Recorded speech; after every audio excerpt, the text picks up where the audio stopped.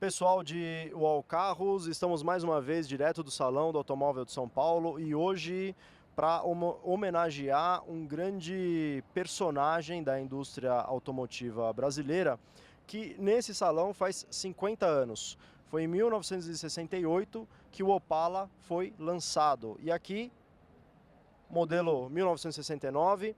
Esse aqui é o meu amigo Silvio Luiz, presidente do Opala Clube de São Paulo, que vai nos dar uma pequena aula das fases do Opala e vai contar pra gente um pouco de curiosidades desse importante carro da indústria nacional. Silvio, obrigado pela sua participação. Eu que agradeço. Aula propriamente dito, mas um pouco mais de experiência só e a gente vai aprendendo todo dia. Então tá bom. Vamos começar com o 69 então, que foi o carro de lançamento. Temos um modelo de 4 cilindros e 6 cilindros.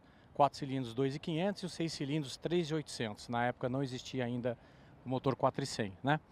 A característica mais marcante desses modelos é o interior do 69 acompanhava a tendência americana de interior colorido. Então esse aqui, por exemplo, é um raro exemplar branco com interior vermelho e houve azul com interior azul, bege.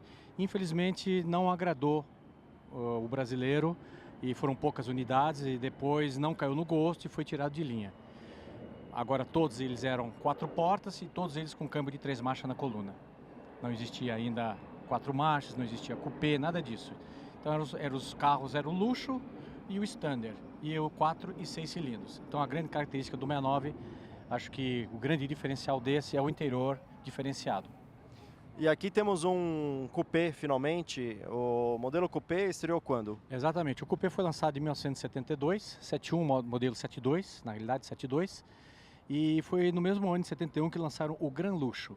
Em 72 lançaram o Gran Luxo Coupé. Esse que nós temos hoje aqui é um Gran Luxo 74, é o último Gran Luxo feito, porque eles levaram a produção do Gran Luxo até 1974, quando houve então a mudança da frente e da traseira, o modelo Gran Luxo saiu de linha e foi substituído pelo Commodoro. Aí o Commodoro é que passou a ser o Opala top de linha. Esse Gran Luxo é um 6 cilindros, já é o motor 4.100, que foi lançado a partir de 71 junto com o SS e com o Gran Luxo. E ele é um modelo com 4 marchas, né, câmbio embaixo entre os bancos. Já tem opcional também de câmbio em cima de 3 marchas, mas é bem mais difícil. Já nessa época o pessoal já optava pelo câmbio de 4 marchas, né? E pelo que a gente vê, o carro está num ótimo estado de conservação. É um conjunto muito bonito, né? Ele é preto, com teto de vinil preto, e até 1974 o teto de vinil dos Opalas Coupés eram inteiriços. A partir de 75, com o lançamento do Commodoro, é que lançaram aquele famoso meio-teto Las Vegas de vinil no Commodoro, que foi alusivo a uma edição de salão de 71, 72, quando lançaram o Coupé e fizeram a GM, o departamento de design, fez um Opala todo verde, metálico, menta, né, com meio-teto de vinil branco e escrito na coluna Las Vegas. E aí o pessoal lembrou desse modelo feito naquela época e apelidou-se então de o Opala Las Vegas. Então todos os Commodoros hoje, de 75 a 79, meio teto de vinil, o pessoal chama de Las Vegas e já sabe que carro é. Do lado dele a gente tem um modelo muito raro e muito curioso, né? É um SS, que é a versão esportiva, só que com 4 cilindros. Exatamente. O SS foi lançado em 71, justamente por ser esportivo, 6 cilindros, potente, tudo que o pessoal queria.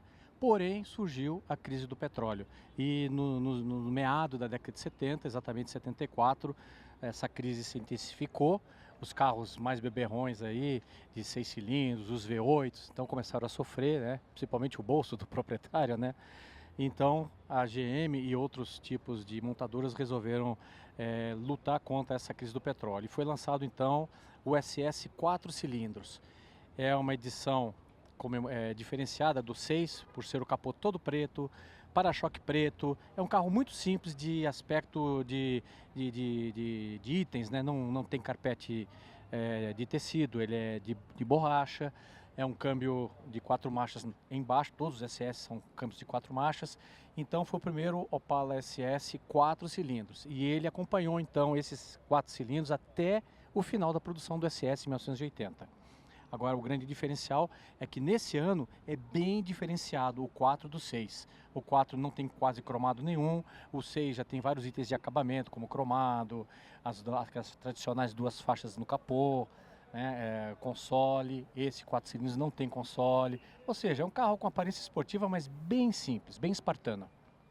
E do lado dele, aí sim, um SS 6 cilindros. Exatamente. Aí houve a grande reestilização do 74 para o 75. Aquelas lanternas pequenas quadradas foram substituídas por aquelas 4 lanternas redondas atrás. A abertura do capô também foi modificado e foi lançado então toda a gama de carros em 75. Esse é o SS, o famoso tigrado, né? Tem aquelas faixas tigradas no paralama traseiro, que fez um grande sucesso. Só esse ano tem esse tipo de pintura, né? E é o motor 400, também tem o 4 cilindros, aí todos os anos acompanham. E lembrar que também nesse ano de 75 foi lançado a Caravan, tanto 4 como 6. Então foi um marco que mudou bastante. Além da mudança da cara do Opala, houve também o lançamento da Caravan. Aqui do lado mais um SS, esse é um modelo 76, acho que muda pouca coisa? Muda pouca coisa, só o design praticamente, só que esse já tem o motor 250S, né? E é um carro muito procurado. Esse exemplar especificamente prata é um carro totalmente original, já foi capa até de vários livros e revista, e é um carro íntegro, totalmente original, não é restaurado, é um 6 cilindros também, câmbio embaixo, como sempre, todos os Opalas. Então ele é muito, muito desejado e é um exemplar bem raro esse aí, de 76 e 77, eles têm as configurações bem semelhantes, mudam apenas os adesivos no paralama, indicando C4, C6, essa pequena mudança, mas mais ou menos é o mesmo estilo de pintura de carro. Muita gente que nos assiste agora sabe, evidentemente, o que é o 250S, mas para quem não sabe, Silvio, o que diferencia um 400 de um 400 250S? É exatamente o comando, né? O 400 era um motor 6 cilindros, um comando relativamente mais calmo, podemos dizer, mais manso, e o 250S foi apimentado, ou seja, na época algumas competições exigiam-se que os motores sejam feitos pela fábrica e produzidos em linha, em série. Então, na época que começou as competições de carros naquela década de 70, 76, 77, 78, aí a GM se viu praticamente obrigada a construir um motor mais potente, que foi o 250S, e lançar num veículo de linha, porque o regulamento daquela época previa que os carros de competição, turismo, os Mavericks, quadrijet, não tinha que lançar quadrijet. Então, os Opalas lançaram os 250S, e obviamente era um pouco mais caro, etc. E só os apaixonados mesmo, e também era mais caro na época, né? É óbvio. Sem dúvida. Aqui mais um 400 1976, ainda Isso. mais ou menos com a mesma cara, né? Exato, só E que esse outro já é um SS? modelo, esse branco, ele já é um modelo mais luxo. Ele é o Commodore, o famoso teto de Las Vegas, tem um meio teto de vinil. Então era o carro top de época, né? Então tinha aqueles detalhes, por exemplo, o Chevrolet escrito no bigode do carro, o para-choque com os borrachões envolventes, os apliques na grade dianteira com aplique de alumínio, as rodas do carro acompanhando a cor do carro, enfim, tinha muitos detalhes de acabamento assim mais luxuosos. Eles tinham também câmbio automático, ar-condicionado, direção hidráulica, então esses opcionais que era fornecido no Commodore, era o top de linha. Lembrando que não existia ainda o Diplomata. Do lado, um SS79, Silvio, se eu não me engano, o último SS com essa cara. Exatamente, 79 foi o último modelo com as 4 lanternas redondas atrás, e esse é o modelo 79, SS, e Caravan também. Nesse ano já existia também a Caravan SS, 78 e 79. Hoje nós não temos nenhum aqui, mas lembrar que a Caravan SS foi lançada em 78 e 79 com essa cara e com essa pintura. E terminou em 80, quando virou a frente quadrada. Foi um encerramento do modelo SS. E lembrando que esse modelo 78 e 79 foi o primeiro, na realidade, que saiu com o espelho do lado do passageiro, esse espelho esportivo. Muitos colocavam os espelhos opcionalmente nas concessionárias, em lojas de equipamento, mas de fábrica mesmo, o primeiro veículo da Chevrolet Opala que saiu com espelho do lado do passageiro foi na linha SS7879, com esse espelho esportivo. Mas a gente teve SS80 também. 80 também, foi o último quando virou a cara quadrada, apenas uma faixa lateral grossa escrito SS no paralama traseiro e mais nada. Os para-choques na cor do carro, ou seja, não tinha mais pinturas no capô, então a maioria eram 4 cilindros, justamente pela auge da crise do petróleo, então terminou-se em 80, tanto com a Caravan SS como o Coupé também. Então são um SS80, 6 cilindros, hoje é um dos modelos mais raros. Muito raro de achar, muito raro mesmo. Às vezes a maioria é porque o pessoal já trocou o motor, ou pegou um carro e reformou, estava variado, e o cara fez a transformação. Agora, original, de fábrica mesmo, realmente é muito difícil. Muito difícil. Bom, para quem não sabe o que é a tal da cara quadrada, esse modelo é um bom exemplo disso, já é um modelo 1980, quando a GM faz essa pequena reestilização no Opala. Existe muita diferença de procura, de valorização de 79 para o modelo 80? Ah, sem dúvida nenhuma, os modelos de 75 a 79, esses com as lanternas redondas, são os mais procurados e os mais valorizados. Os SS e os Commodoros, né, os Las Vegas, são realmente os mais procurados e os mais valorizados. Mas o cara preta, a partir de 80 até 84, principalmente os diplomatas hoje estão sendo bastante procurados e estão começando a ganhar um valor bom aí. Esse modelo específico que nós temos aqui, esse 80 4 portas, é o modelo L, é um simples. E é interessante porque virou a frente quadrada, é um banco inteiriço, câmbio de 3 marchas na coluna, que já não se quase usava, né? Todos a maioria eram câmbios de 4 marchas entre os bancos, mas esse modelo é um 3 marchas, 4 cilindros, era um carro de trabalho, né? Podemos assim dizer, muitas autoridades assim, tipo prefeitura, optavam por esse tipo de modelo. Então, como era um modelo muito de uso de trabalho, foram se deteriorando. É muito difícil então hoje achar um modelo desse. Esse aqui então, um associado nosso aí, muito bacana, muito legal. É um carro simples, 4 cilindros, não tem nada, mas tá aí, inteiro sobrevivente dessa época.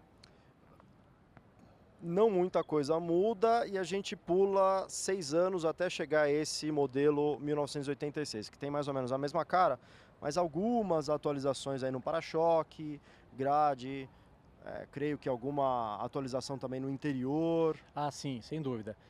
Por exemplo, do 80 a 84, as lanternas quadradas atrás eram todas vermelhas. Esse modelo 85 a 87, que é esse Commodore 86 no caso, já são as lanternas tricolor chamada. Ou seja, tem a luz vermelha de freio no meio e nas pontas da lanterna amarela, que é o pisca-pisca, né? E a luz de ré mais no centro. Então essa lanterna tricolor foi feita do modelo 85, 86 e 87, somente nesses 3 anos. Então houve uma pequena mudança de economia nos para-choques, com a ponteira de borracha. Os para-choques até 84 eram todos de metal, virando, né? E aí do 85, 87 ele já apresenta essas ponteiras de borracha. E tem o lançamento, lembrando também que eu esqueci de falar, né? Já o Commodore, o Diplomata, né? Todos esses anos aqui nós já temos o Diplomata. Então aqui nós temos 2 exemplos, um do lado do outro, que é esse Coupé, que é um Commodoro, em que a faixa designando ele é no meio da porta, uma faixa mais simples, e na lateral ali ao lado nós temos o Diplomata, que já é o top de linha e que é acoplado no conjunto óptico o farol de neblina junto da grade ali. E o Commodoro normalmente não tinha isso, as pessoas colocavam opcionalmente embaixo do para-choque, né? Do paralama, desculpe. Aqui a gente tem um Diplomata, já com uma nova reestilização. Para a gente começar a falar desse carro, o Diplomata estreia em 80. 80 já com a cara quadrada atrás do Diplomata. Esqueci de falar na época do 80, com esse Opala que era o L, que é o mais pé de boi, né, podemos assim dizer, se destaca justamente pela raridade. Mas também um Diplomata desse ano é muito legal também de ter, difícil de achar. Foi o primeiro ano do Diplomata quando aí o Commodoro passou a ser uma linha intermediária, já não é mais o top. Tanto é que aqui em 86 nós temos 2 exemplos aqui, o Commodoro e o Diplomata. Você vê que o Commodoro não tem farol de neblina, o Diplomata já vem com farol de neblina, já vem com vidros e travas elétricos, que é opcional no Commodoro, câmbio automático, Normalmente, os diplomatas tinham câmbio automático, se bem que alguns era opcional, né? Mas a grande maioria, como era o top de linha, pessoal de melhor poder financeiro, né? Comprava já o diplomata completo. O Commodore e esses itens eram todos opcionais. E no diplomata era de série. Vidros e travas elétricos, câmbio automático, não tinha ainda direção escamoteável, essas coisas só entraram a partir de 88. A gente vai pular aqui justamente o modelo 88, que não Isso. temos um representante aqui Hoje não. para mostrá-lo. E aí a gente vai direto para o 92, que é o Opala derradeiro. Exatamente, derradeiro.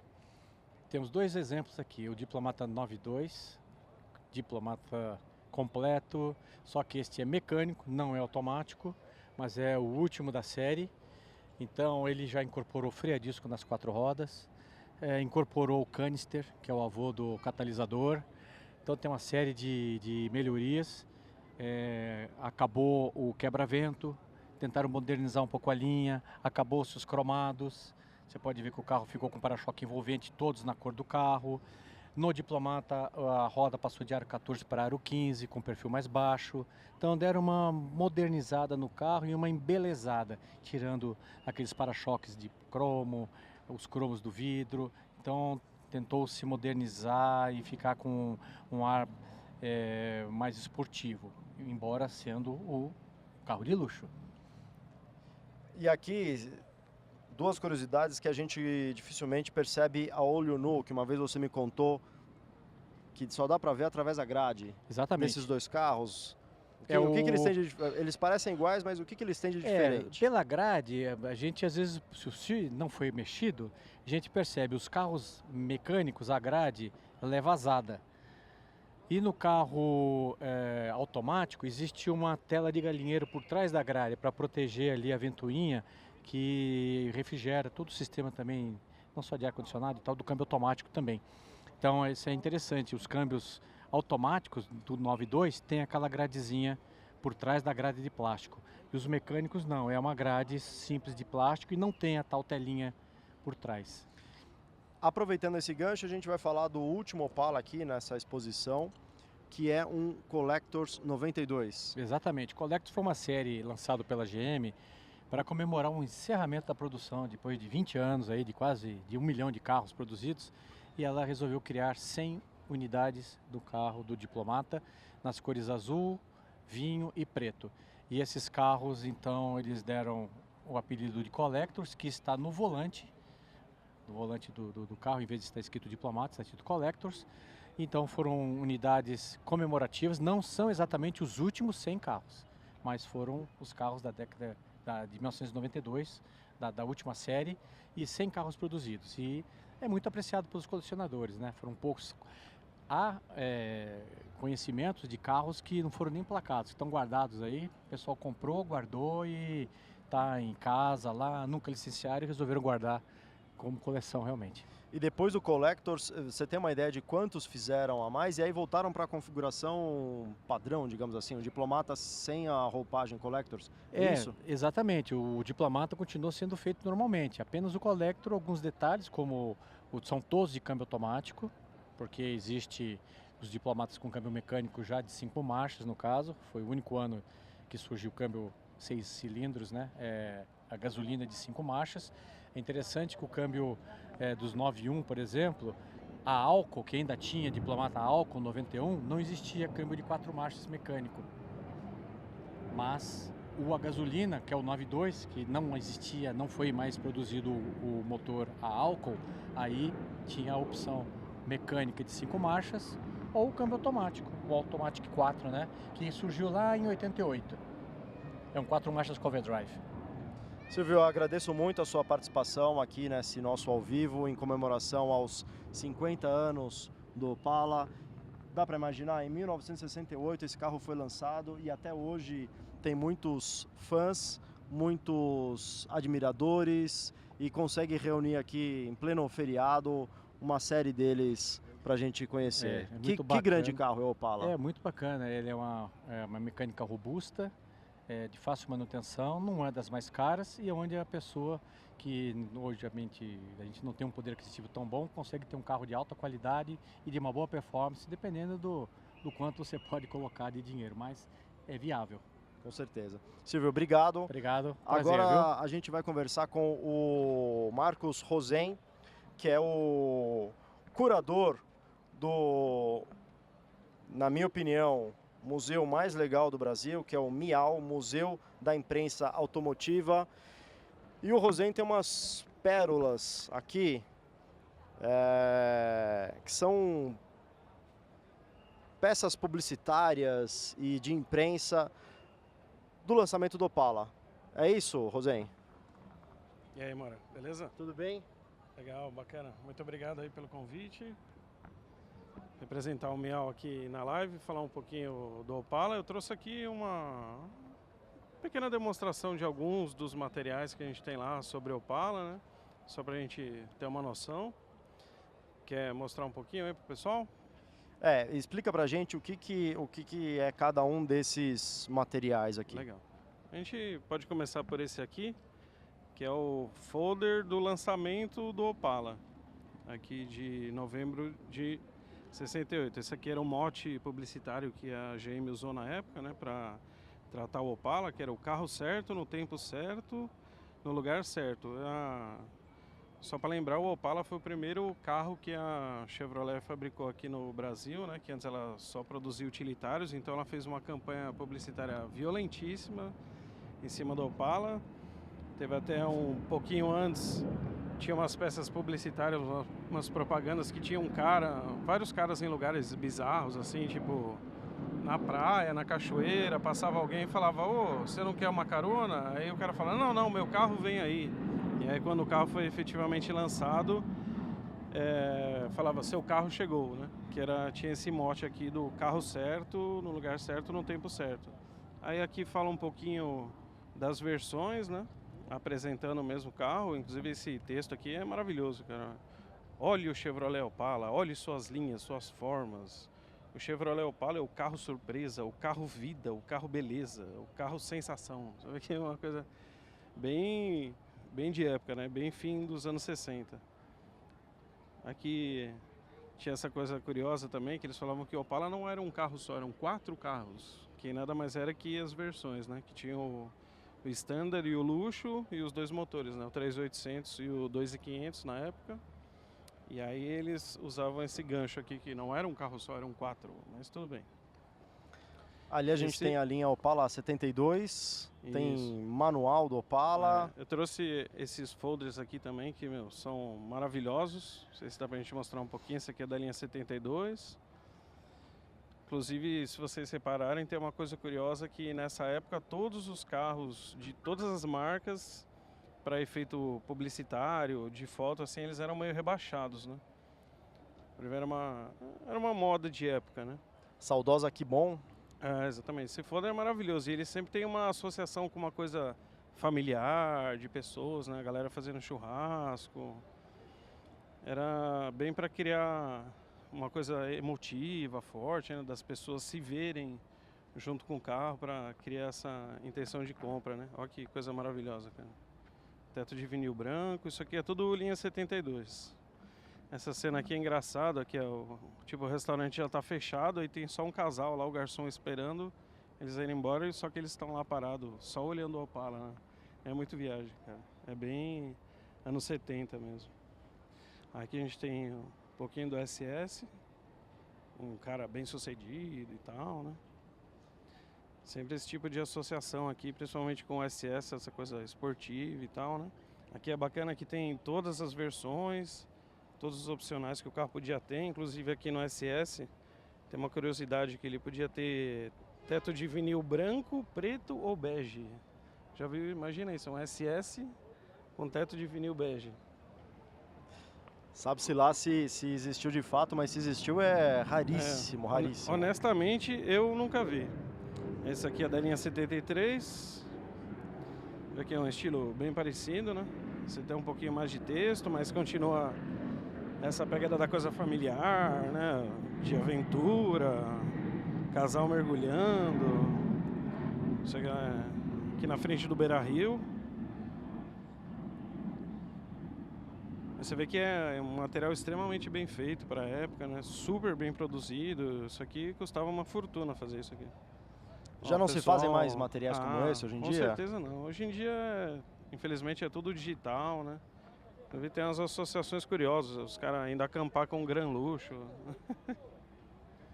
Porque o carro não tem nenhuma sujeira, não tem nenhuma poeira, nada, apesar dos caras estarem... Chegou voando até o acampamento, né? Provavelmente, né? Mas é um material lindíssimo, assim, é um dos materiais mais bonitos que a gente tem lá no Miau, esse aqui. Aqui também tem o SS, né? Uma foto curiosa que é lá na Estrada da Velha de Santos. Inclusive tem essa coisa do SS Superstar, que a GM meio sempre fez essa brincadeira, né? Que tinha aquela dúvida da sigla SS, o que significa, né? Tem gente até que fala que é Separated Seats, que não é, né? Mas Super Sport e tal, a GM nunca disse mesmo qual que era o significado, né? Ela fazia essas brincadeiras aí. Na Caravan SS, por exemplo, era sexy. Ou seja, são várias leituras. Ela aproveitou para criar essa mítica, né? Em cima do SS. Aí aqui a gente tem esse folder que já é da linha 84, né? Após a reestilização. Ela é bacana que ela tem sempre essas dobrinhas aqui, que tem as informações do carro. Está ventando um pouquinho, mas tudo bem. De novo aquele mote do mergulhador, tal, do esportista, né? Um carro que combina com um cara esportista. O lifestyle, Bacana, né? exatamente. Você vê que isso não é muito novidade, né? Essa aqui é uma cena engraçada também. Parece que a mulher tá falando pro cara, né? Amor, deixa eu dirigir o seu diplomata. E ele com aquela cara tipo, não. É bem legal. Material extremamente bem feito também. Super bem produzido. Você que é um proprietário de Opala, você daria um pulo desse com o seu carro? Com certeza não, cara. Inclusive aqui, com certeza o carro não deu um pulo, né? Dá pra ver que tem um tratamentinho de imagem aí que colocaram o carro voando, né? Com certeza. Certamente não daria, só acidentalmente talvez. Aí aqui eu trouxe também essa revista, que é uma revista interna da GM, chamada Panorama, curiosamente, que é o nome de um modelo da Fiat, né? Mas já antes desse modelo existir, já existia a revista. E essa aqui é uma edição que foi feita em 92, quando o Opala saiu de linha, contando toda a história do carro, desde o início do projeto, o início da produção, contando essa história. Inclusive inventaram um hino do Opala aqui, ó, que é em cima de uma marchinha de carnaval. Aquelas coisas meio malucas que hoje em dia a gente nem imagina que a galera podia ter feito, né? Pois é. O Opala já chegou, o carro bacana que saiu para abafar. Foi na GM, construído com carinho para mostrar que é capaz. Deixa o Opala passar. Muito bom, muito bom. Aqui alguns desenhos do projeto, né? Uma revista bem legal. Tem todos os anos, todas as versões, todos os modelos, contando a história do carro. E aqui eu trouxe também mais uma curiosidade que você conhece muito bem, que é a Opalete. Opalete. Que é uma versão picape do Opala. Ela teve só uma unidade construída, né? Que foi um protótipo, que seria uma picape construída em cima do Opala. A gente fala esse nome, Opalete, mas na verdade nunca chegou a ter esse nome, né? Nunca chegou a ter um nome de verdade, a 4 rodas na época criou esse apelido. Seria lançado junto com a linha 75, que já tinha a Caravan, né? Começou em 75 também, o Commodoro.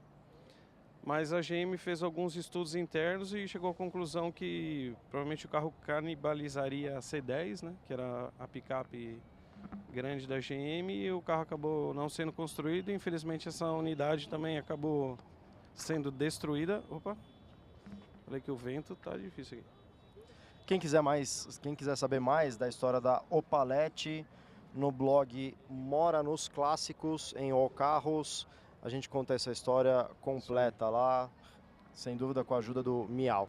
E eu tô vendo aqui credenciais da Stock Car. Exato. É isso? Isso aqui é só pra gente lembrar que muito dessa imagem de carro esportivo do Opala, claro que tem a questão do SS e tal, né? Mas a Stock sempre ajudou muito também o Opala a ter essa imagem de um carro esportivo, veloz, resistente, né? E aqui são duas credenciais que foram utilizados na época. Isso aqui é comecinho dos anos 80, você vê a segunda etapa. Essa aqui era uma credencial de patrocinador e essa aqui era uma credencial de imprensa da terceira etapa. As duas foram realizadas lá no Autódromo de Jacarepaguá, lá no Rio. Aí eu trouxe aqui também um material de imprensa da época, que é bacana, que geralmente o pessoal não tem muita noção como é que é, né? Isso aqui é da linha 74, é o material que os jornalistas que foram no lançamento da linha 74 receberam. A gente chama de press release, né? Inclusive datilografado, e ele é feito nesse tipo de papel aqui que a gente chama de lauda, que tem essa numeração de linhas fixa, né? Que isso aqui era para ajudar o jornalista quando ele fazia a matéria, para ele já ter uma noção do tamanho que esse texto ocupava dentro do jornal, da revista dele. Então dá para ele fazer uma conta, né? Por exemplo, ele estava... Na época não tinha computador nem nada, era difícil montar os textos, né, dentro das páginas. O jornalista tinha que fazer um texto certinho, do tamanho certinho. Então, vamos supor que ele estava escrevendo o texto lá, ele viu, putz, faltam 5 linhas aqui. Aí, pela lauda que ele podia ver, por exemplo, pô, aqui tem 5 linhas, dá para eu usar esse pedacinho de texto aqui para completar ou ajudar a completar o texto que falta, né? Aí, complementando, trouxe também alguns manuais do proprietário. Esse daqui é da linha 74, é legal que esse manual aqui, ele era de um carro da própria GM, né? Da frota de imprensa da GM. Tanto que ele não foi nem preenchido, né? Tá tudo em branco. Foi riscado aqui justamente, o pessoal sabia na época que não precisaria preencher, né? Que era um carro interno, de uso interno da própria GM, da frota de imprensa. E esse manual é bacana que ele tem algumas, além de todas as especificações do carro, obviamente tem algumas palavras de época que hoje em dia a gente não usa mais, né? Tipo capuz, né? Luz de emergência, que era o pisca-alerta, né? Hoje em dia a gente chama. O afogador era chamado abafador. Esses materiais de época são legais também para a gente ter essa referência, né? Como também até as próprias peças dos carros mudaram de nome, né? Tinha o esguicho do limpador de para-brisa, que era no pé, né? Muita gente não conhece. O comutador de farol alto e baixo, que era no pé também. Hoje em dia, coisas inimagináveis, né? Já tinha ar-condicionado, né? Que era opcional na época. Esse aqui é o primeiro ano, inclusive, que o Opala teve câmbio automático, né? Podia a alavanca ser ou na coluna ou no assoalho, né? Essa aqui era a alavanca do automático na coluna. Tem tudo sobre o carro aqui. E esse daqui é um manual da linha 84. Também era um carro de uso interno da GM, né? Da frota de imprensa. Esse aqui, inclusive, na época chegou a ser preenchido com o nome da própria General Motors do Brasil. E bacana que também tem todas as referências do carro, né? Ajuda, por exemplo, o pessoal que está restaurando e tal, quer saber como é que são os detalhes de época e tal. Geralmente o manual de proprietário também ajuda bastante a ver esse tipo de detalhe, coisa pequena que os carros tinham na época. Marcos, muito obrigado pela sua presença aqui nessa nossa agradeço, singela homenagem ao Opala. Legal, bacana. Quem quiser saber mais do Opala, quiser procurar mais materiais, vale a visita ao Miau, que tem um espaço físico. Não só físico. do Opala, inclusive, né? Claro, de todos tem os carros muitos outros carros, tem manual de proprietário de tudo quanto é carro. O Miau fica na rua Marcelina, número 108. Fica na Vila Romana, próximo ali ao Sesc Pompeia, ao estádio do Palmeiras. E o Miau também tem presença forte nas redes sociais, tanto no Facebook quanto no Instagram. Isso, temos nossas redes, quem quiser procurar lá, o Instagram é miau_museu e no Facebook é só procurar lá Miau, Museu da Imprensa Automotiva. E eu deixo aberto o convite, quem quiser ir lá conhecer. Esse fim de semana, excepcionalmente, estaremos fechados, porque felizmente a gente ganhou um volume muito grande de doações nos últimos meses, então que bom. A gente está colocando esse material à disposição do pessoal também, mas aí precisa fazer um rearranjo lá no acervo, mas fim de semana que vem, 24 e 25, já estamos abertos. E quem quiser saber mais histórias do Opala, de outros clássicos nacionais. Acompanhem o All Carros, o blog mora nos clássicos. A gente corre atrás de histórias muito bacanas, de carros clássicos como essa Opalete que a gente acabou de ver e muito mais. Pessoal, obrigado e até a próxima live. Valeu.